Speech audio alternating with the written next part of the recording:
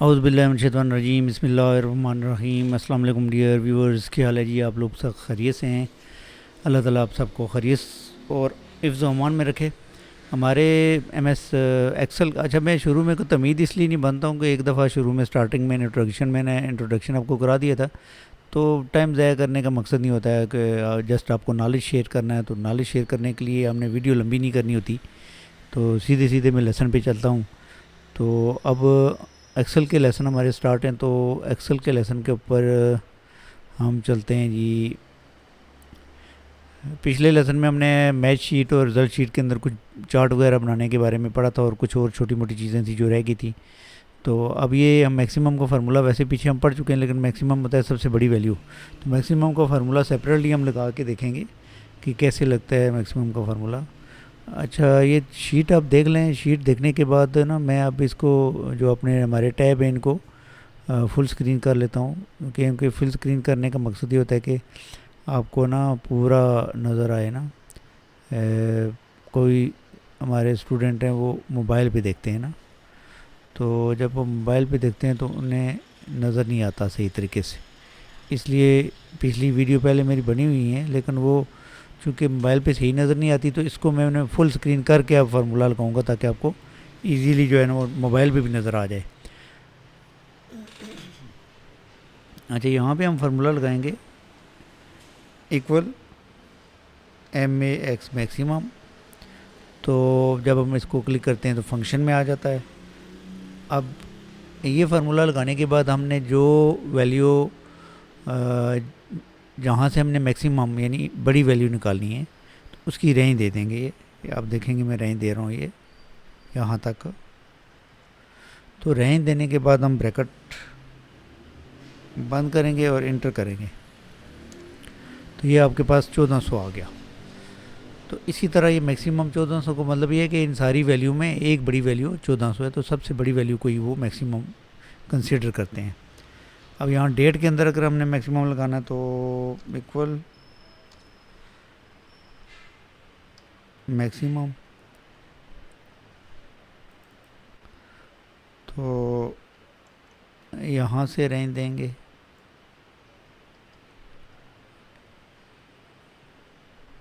यहाँ तक, और ब्रैकेट क्लोज करके इंटर प्रेस करेंगे, तो यहाँ पे हमारे पास मैक्सिमम डेट निकल जाएगी। ठीक है जी, ये है।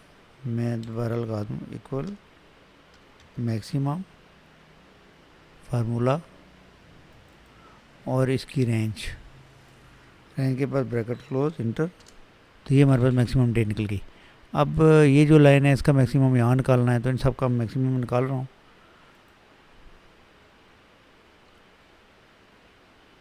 इक्वल मैक्सिमम, ये रेंज देंगे, तो ये इनका मैक्सिमम ये हो जाएगा। नीचे वाले में इक्वल मैक्सिमम,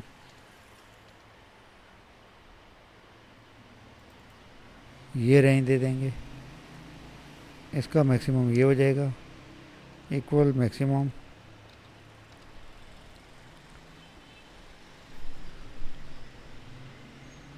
ये मैक्सिमम, इनकी रेंज ये हो जाएगी। ये मैक्सिमम, इसका इक्वल मैक्सिमम, इसकी रेंज ये हो जाएगी। ब्रैकेट क्लोज इंटर, तो ये मैक्सिमम,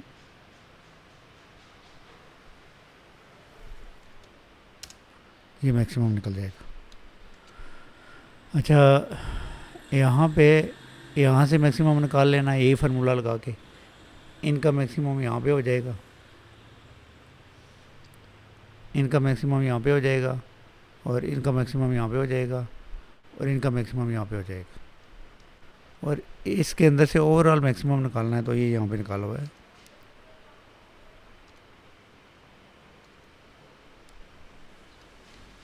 मैक्सिमम का फार्मूला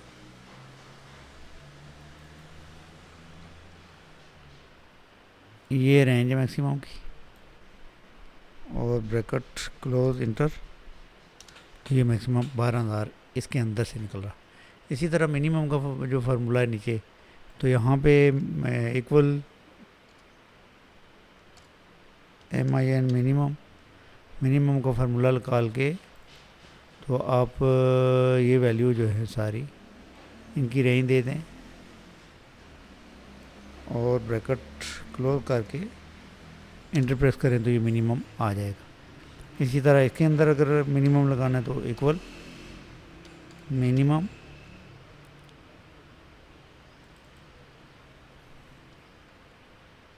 ये रेंज दे देंगे हम,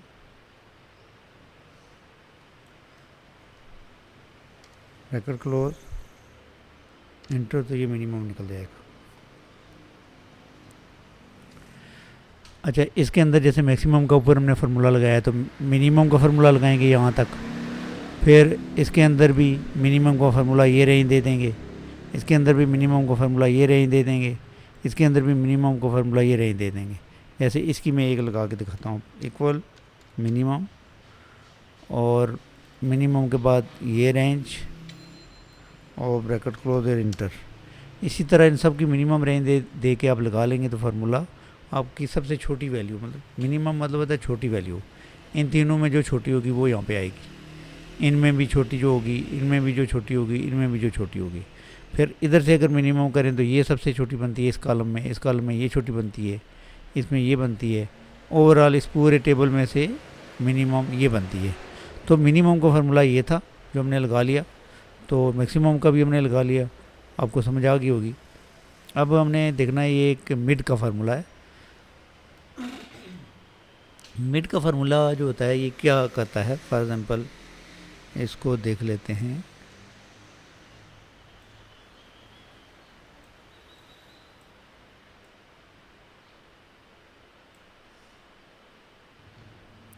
ये है फार्मूला मिड का ना, तो यहाँ पे हमने फार्मूला लगाना है, यहाँ पे इक्वल लगाएंगे, यहाँ पर MID मिड।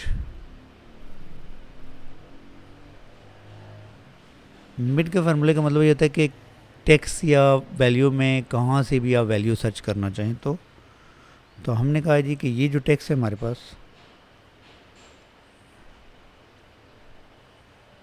ये हमने क्लिक किया यहाँ पे और कॉमा लगाने के बाद हमने कहा कि इस टेक्स्ट में से तीसरे नंबर करैक्टर से शुरू करो, यानी ABC, C से शुरू करो सर्च करना, कॉमा, तो 5 करैक्टर सर्च करके हमें दे दो उस टेक्स्ट के अंदर से।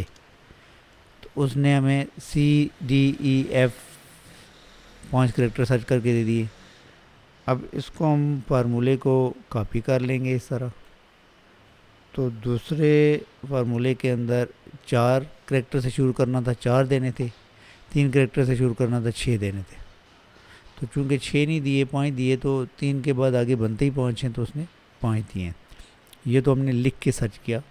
इस नीचे वाले के अंदर क्या होता है कि हम ना इसके अंदर ही बताएंगे कि हमें ये चीज़ चाहिए। मिड का फार्मूला हमने लगाया और मिड का फार्मूला लगाने के बाद हमने ये टेक्स्ट क्लिक किया, कॉमा लगाने के बाद हमने कहा कि ABC 3-4 और 1 5, तो 5 नंबर करैक्टर से शुरू करो, कॉमा, और 3 करैक्टर दे दो। मतलब सेंटर वाला जो 100 है, सेंटर वाला जो 100 है उसको हम सर्च करना चाहते हैं, तो ये ऐसे सर्च हो जाएगा 100। इस फार्मूले के अंदर हमने खुद बता दिया सारा कुछ ऐसे करना है, तो ये 100 सर्च हो गया। अब हमने इसको कॉपी कर लिया, तो यहाँ पे 200 सर्च कर लिया, 300 सर्च कर लिया, यानी सेंटर में से हमने सर्च करना था। इसके अंदर जो नीचे वाला फार्मूला लगा हुआ है ये देख लें, इसके अंदर हमने इक्वल लगाया और MID मिड का फार्मूला लगाया और ये टेक्स्ट है, कॉमा, इसमें हमने कहा जी कि एटम साइज़ और ये L जो है लार्ज का L, ये बनता है 12 नंबर पर। तो 12 नंबर से शुरू करो और आगे 10 दे दो, 20 दे दो, 99 दे दो, 100 दे दो, 1000 दे दो। उसके बाद जितने भी करैक्टर हैं वो सारे में दे दो। तो 99 मैंने वैसे लिखा है कि एल के बाद जो है वो सारे ही आ जाएंगे जो भी होंगे। तो इस तरह ये लार्ज पूरा हमारे पास आ गया। ये आपके उस फार्मूले को सर्च करने का एक तरीका है। तो ये जो है हमारा मिड का फार्मूला भी सर्च हो गया। तो मुझे उम्मीद है कि आपको इसकी भी समझ आ गई होगी। मैं इसको जूम इन आउट करके समझाता हूँ ताकि आप लोगों को चीज़ें समझ आ जाए। तो ये ओवरऑल पिक्चर थी मैक्सिमम मिनिमम मिड। दो फार्मूले हमने पढ़े। आगे हमारे पास नेक्स्ट फार्मूला जो आता है वो नेटवर्क डेज का आता है ना। तो नेटवर्क डेज जो हमारे पास है, एक छुट्टी के दिन निकालने हैं।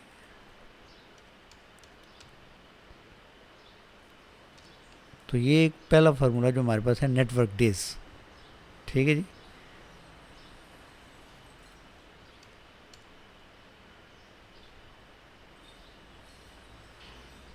अब यहाँ पे ना स्टार्ट डेट एंड डेट है और वर्क डेज कितने हैं और ये हॉलीडेज हैं। तो हमने क्या किया, ये ख़त्म किए working days.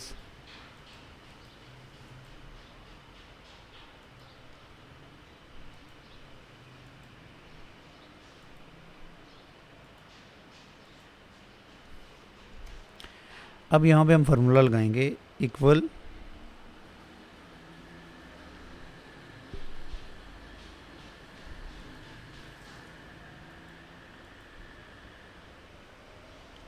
Equal NET network days. इसको डबल क्लिक किया हमने और यहाँ पे हमने कहा जी स्टार्ट डेट है, ये स्टार्ट डेट है कामा और ये एंड डेट है ये वाली। तो ब्रैकेट बंद करके इंटर कर दिया हमने। तो उसने कहा जी 8 दिन बनते हैं, 11 सितंबर से 20 सितंबर तक उसने 2 छुट्टियां निकाली हैं, बाकी 8 दिन वर्किंग डे बनते हैं। इक्वल आगे वाला फार्मूला लगाएंगे।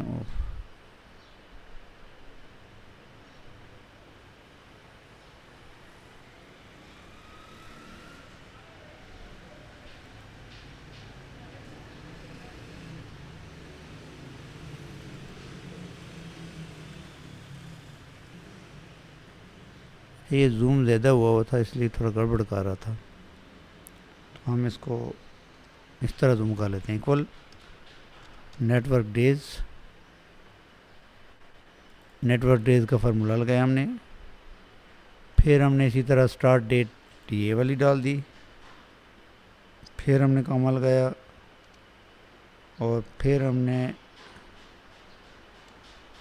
एंड डेट ये वाली डाल दी ये, और फिर ब्रैकेट बंद करके इंटर प्रेस किया। तो ये 69 डेज बनते हैं वर्किंग डे, 25 अप्रैल 30 जुलाई 1998 तक। अब आगे जो है वो हमारे पास नेक्स्ट है इक्वल नेटवर्क डेज। इसमें हमारे पास स्टार्ट डेट ये आ जाएगी कामा एंड डेट ये आ जाएगी और ब्रैकेट बंद करके इंटर प्रेस करेंगे तो हमारे पास ये 8 दिन बनते हैं। लेकिन अगर आप 8 दिन ये बनते हैं तो अगर गौर करें हम तो यहाँ पे हॉलीडेज़ में 2 छुट्टियाँ और भी हैं,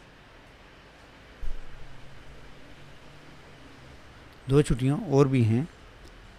तो वो 2 छुट्टियाँ जो है वो हम ऐड कैसे करेंगे ये देख लें। 1 सितंबर 3 सितंबर, ये 1 सितंबर 10 सितंबर के दरमियान 2 छुट्टियाँ और भी हैं। तो इसके अंदर हम फार्मूला दोबारा लगाएंगे इक्वल नेटवर्क डेज। ये स्टार्ट डेट है और ये एंड डेट है और ये ब्रैकेट बंद नहीं करनी, कामा लगाना है हमने यहाँ पर। और फिर ये 2 हॉलीडेज़ इनकी नहीं दे देनी है और फिर ब्रैकेट बंद करके जब आप इंटर करेंगे तो ये बाकी 6 दिन बचे हैं। ठीक है जी। तो ये नेटवर्क डे निकालने का तरीका था जो यहाँ से निकालते हैं हम। अब यहाँ पे आगे एक फार्मूला है कि ये पीछे ऑर्डर नंबर है, चेक नंबर, और ये कैश पेमेंट हुई है 1000 रुपया कैश में हुई है, तो हमने ये आगे फार्मूला लगाना है, और अगर ये पेमेंट हुई है तो ट्रू होगा, अगर पेमेंट नहीं हुई तो फॉल्स होगा। अच्छा, ये आर का फार्मूला लगाएंगे हम यहाँ पे।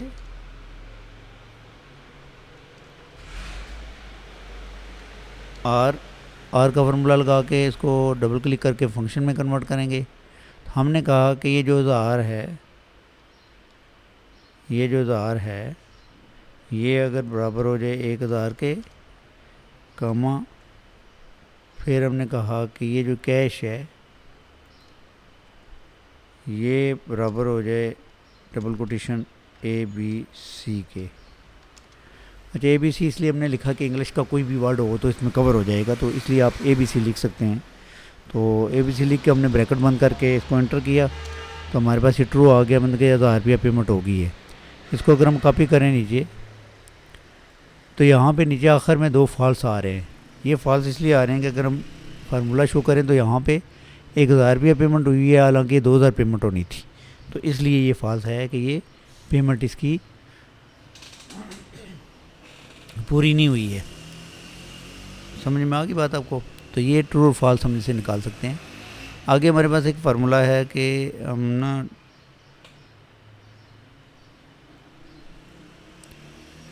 यहाँ पे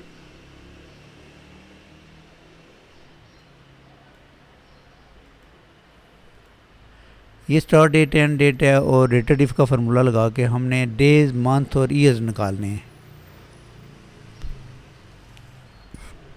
उसके लिए क्या करेंगे जी, हम फार्मूला लगाएंगे DATED डेटेड इफ़। आपने पूरा फार्मूला लिखना है और ब्रैकेट लगानी है, ठीक है? इसमें वो फंक्शन की तरह नहीं आएगा। तो फार्मूला लिखने के बाद हमने कहा जी कि ये स्टार्ट डेट है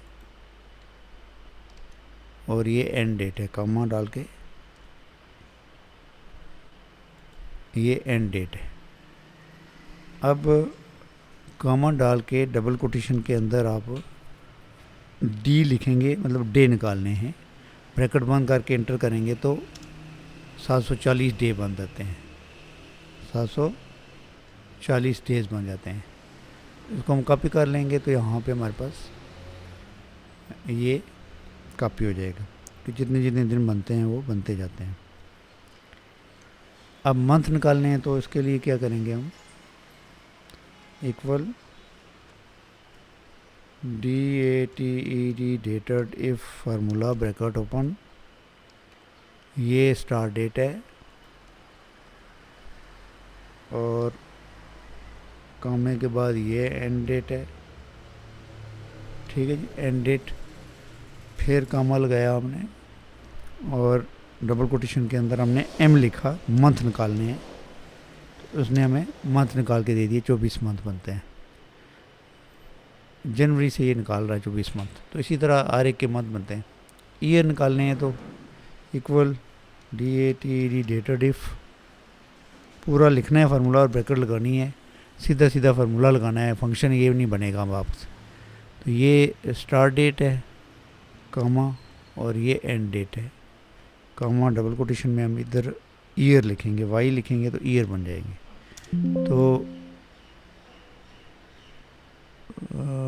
क्या मिस्टेक आ गई, अच्छा डबल कोटेशन नहीं डाला हमने ना, तो हम क्या करेंगे, यहाँ पे वाई के बाद भी डबल कोटेशन डालना है, और फिर ये 2 साल बनते हैं, इसने निकाले हैं, कॉपी कर लेंगे।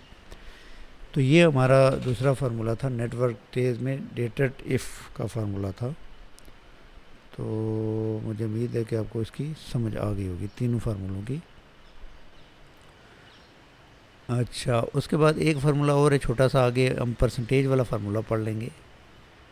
ये है परसेंटेज,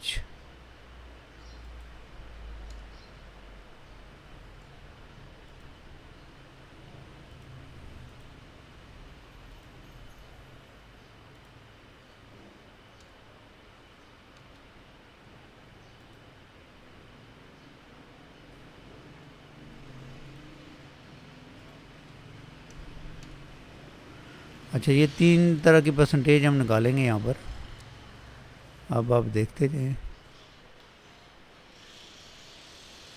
अच्छा, सबसे पहले तो यहाँ पे ये एक कॉलम है, इसके अंदर ना उन्होंने हमसे पूछा है कि जी ये सेल मैन है, इन्होंने इनको टारगेट ये मिला हुआ था और इन्होंने ये सेल की है।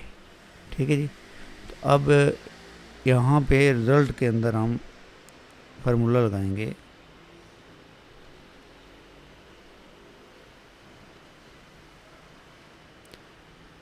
फार्मूला नहीं लगाएंगे बल्कि सीधा सीधा हम क्लिक करेंगे टारगेट के ऊपर। नहीं, सेल कितनी हुई है इसको डिवाइड करेंगे टारगेट के ऊपर। पहले आप क्लिक करेंगे सेल के ऊपर, ठीक है, फिर divided by target. Cell divided by target, यानी इस टारगेट के ऊपर इतनी सेल कितने परसेंट बनती है। तो इंटर करेंगे तो ये 89% उसने बता दिया। इसको कॉपी कर लें तो ये आपके पास इसकी परसेंटेज आ जाएगी। अब यहाँ पे एक और चीज़ है छोटी सी, कि आपने ये चीज़ें ख़रीदी हैं, ये चीज़ें ख़रीदी हैं और इनके ऊपर ये आपको डिस्काउंट मिला है। तो डिस्काउंट निकालने का तरीका क्या है? तो डिस्काउंट निकालने के लिए आप फार्मूला लगाएंगे, ये वाली value,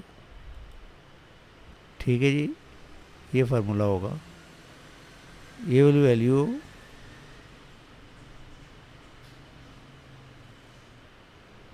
multiply bracket open 1 minus, ओहो, मल्टीप्लाई ब्रैकेट ओपन 1 माइनस 10% हो जाएगा, ब्रैकेट क्लोज, इंटर। यानी मतलब क्या है कि ये जो G5 है मल्टीप्लाई हमने किया तो 1 माइनस H5, मतलब ये 10% इसमें से माइनस करना है। तो फिर वो बाकी जो रकम बचेगी वो आपकी पेमेंट बचेगी, कि डिस्काउंट 10% निकालने के बाद ये रकम बनती है। ठीक है जी, ये एक परसेंटेज निकालने का तरीका है। एक यहाँ नीचे भी है परसेंटेज निकालने का तरीका, इतना ज़्यादा यूज़ होने वाला तो नहीं है, लेकिन ये इसमें ये होता है कि इक्वल ब्रैकेट ओपन ये वाली वैल्यू माइनस ये वाली वैल्यू, ब्रैकेट क्लोज, डिवाइड जो पीछे बची वो वैल्यू, इंटर। तो ये एक परसेंटेज निकालने का भी तरीका है। तो ये आज के जो हमारा लेसन था, जिसमें मिनिमम, मैक्सिमम, मिड, नेटवर्क में नेटवर्क डेज और का फार्मूला था, उसके बाद हमने डेटा डिफ के ज़रिए निकाला है, फिर परसेंटेज निकाली है। तो मुझे उम्मीद है कि आपको चीज़ें समझ आई होंगी। आज के लेसन में इतना ही है। तो नेक्स्ट मिलते हैं नेक्स्ट लेसन में एक नए फार्मूले के साथ। तब तक के लिए ये इसके टैब में शो कर दूँ, यहाँ से जाके आप दोबारा tab always ribbon and command show कर सकते हैं। तो ये हो गया जी शो हमारे पास। तो ये हमारा आज का लेसन था। नेक्स्ट मिलते हैं नेक्स्ट लेसन में आज। तब तक के लिए इजाज़त दीजिए, अपना ख्याल रखिएगा और अपने इस चैनल का भी। अल्लाह हाफिज़।